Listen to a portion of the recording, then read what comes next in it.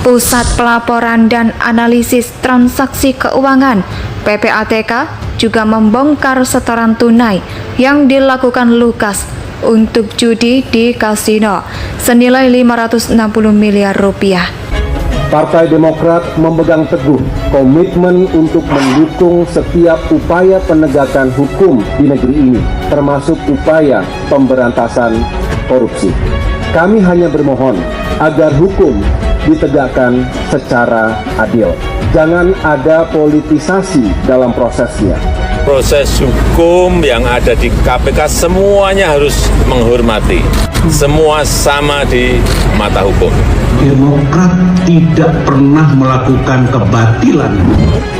Yang luar biasa itu di Papua itu, dana yang dikeluarkan oleh pemerintah selama otsus itu jumlahnya 1.000,7 triliun. 1.000,7 triliun tidak jadi apa-apa. Rakyatnya tetap miskin. Marah kita ini. Negara nurunkan uang, rakyatnya miskin kayak gitu. Saya ingin tegaskan bahwa pemerintah tidak main-main dalam soal akuntabilitas.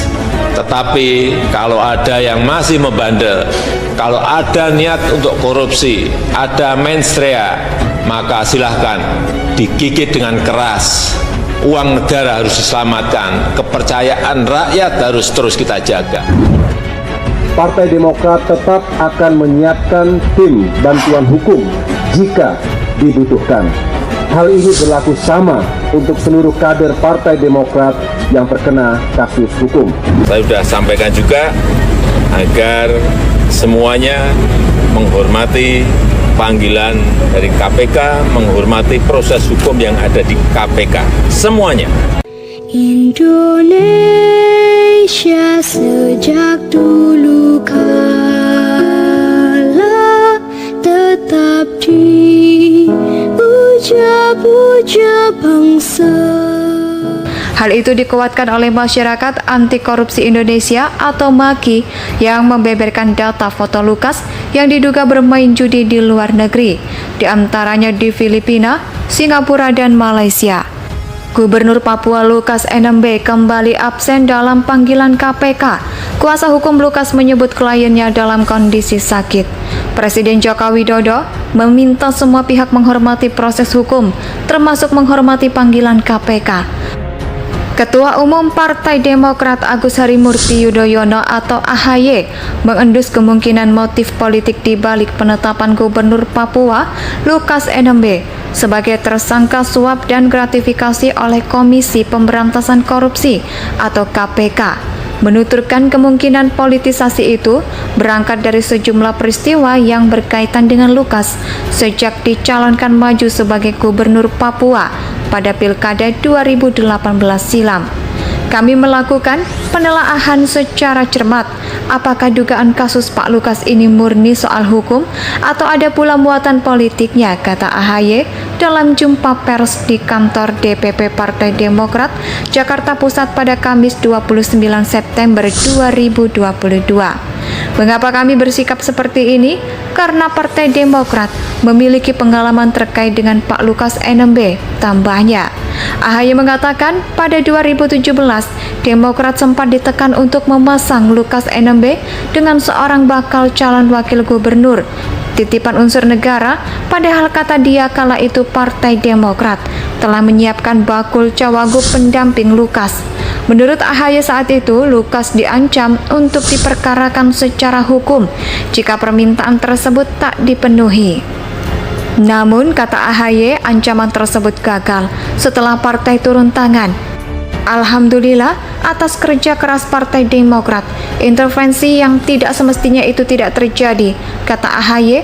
Kemudian pada tahun 2021 lalu, upaya agar Lukas kembali didampingi oleh wakil gubernur titipan unsur negara kembali dilakukan setelah wakil gubernur Papua, Clement Final, meninggal dunia. Menurut AHY kembali turun tangan pada 12 Agustus 2022. Lukas diduga telah melanggar pasal 2 dan 3 Undang-Undang Tindak Pidana Korupsi. Dia disebut telah melakukan perbuatan melawan hukum dan penyalahgunaan wewenang yang mengakibatkan kerugian negara. Belakangan, pada lintas September 2022.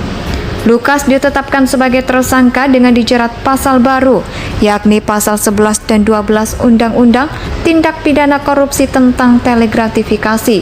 Menurut AHY, penetapan tersangka oleh KPK itu dilakukan tanpa pemeriksaan. Kendati begitu, AHY menegaskan Partai Demokrat mendukung upaya penegakan hukum, termasuk upaya pemberantasan korupsi. Karena itu, kata AHY, Demokrat menghormati proses hukum yang sedang berjalan.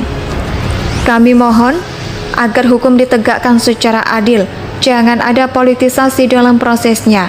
Juga mari kita hindari trial lebih depres, katanya.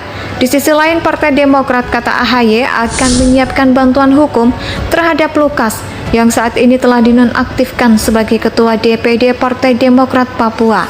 Menegaskan, tim bantuan hukum ini berlaku untuk semua kader Partai Demokrat yang terjerat kasus hukum. Partai Demokrat tetap akan menyiapkan tim bantuan hukum jika dibutuhkan. Hal ini berlaku sama untuk seluruh kantor Partai Demokrat yang terkena kasus hukum, kata AHY. Sementara KPK menetapkan Lukas NMB sebagai tersangka kasus suap dan gratifikasi. Lukas sudah 2 kali dipanggil KPK, baik sebagai saksi maupun tersangka. Tapi ia selalu mangkir. Kuasa hukum beralasan Lukas sedang menjalani perawatan akibat penyakit. Hal itu dikuatkan oleh Masyarakat Anti Korupsi Indonesia atau MAKI yang membeberkan data foto Lukas yang diduga bermain judi di luar negeri, di antaranya di Filipina, Singapura, dan Malaysia. Gubernur Papua Lukas NMB kembali absen dalam panggilan KPK. Kuasa hukum Lukas menyebut kliennya dalam kondisi sakit. Presiden Joko Widodo meminta semua pihak menghormati proses hukum, termasuk menghormati panggilan KPK. Ketua Umum Partai Demokrat Agus Harimurti Yudhoyono atau AHY mengendus kemungkinan motif politik di balik penetapan Gubernur Papua Lukas NMB sebagai tersangka suap dan gratifikasi oleh Komisi Pemberantasan Korupsi atau KPK. Menuturkan kemungkinan politisasi itu berangkat dari sejumlah peristiwa yang berkaitan dengan Lukas sejak dicalonkan maju sebagai Gubernur Papua pada Pilkada 2018 silam. Kami melakukan penelaahan secara cermat apakah dugaan kasus Pak Lukas ini murni soal hukum atau ada pula muatan politiknya, kata AHY dalam jumpa pers di kantor DPP Partai Demokrat Jakarta Pusat pada Kamis 29 September 2022. Mengapa kami bersikap seperti ini? Karena Partai Demokrat memiliki pengalaman terkait dengan Pak Lukas NMB, tambahnya. AHY mengatakan pada 2017 Demokrat sempat ditekan untuk memasang Lukas NMB dengan seorang bakal calon wakil gubernur. Titipan unsur negara, padahal kata dia kala itu Partai Demokrat telah menyiapkan bakul cawagup pendamping Lukas.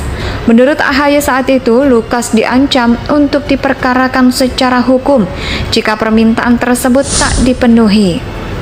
Namun, kata AHY, ancaman tersebut gagal setelah partai turun tangan.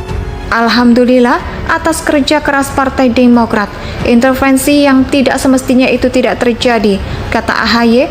Kemudian pada tahun 2021 lalu, upaya agar Lukas kembali didampingi oleh wakil gubernur titipan unsur negara kembali dilakukan setelah wakil gubernur Papua, Clement Final, meninggal dunia.